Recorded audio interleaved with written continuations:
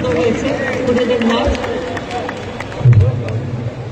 এবং এদের উৎসাহিত করার জন্য ছোট্ট ছোট্ট উপহার রয়েছে। আমি অনুরোধ জানাবো অরিন্দম মহাশয়কে, প্রকাশক আমার পুরুলিয়া, এই খুদেদের হাতে ছোট্ট উপহার তুলে দেওয়ার জন্য।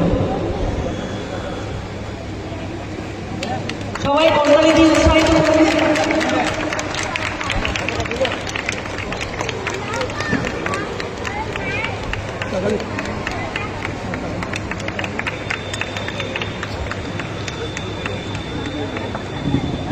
অনেক ধন্যবাদ সুন্দর নৃত্য পরিবেশনের জন্য।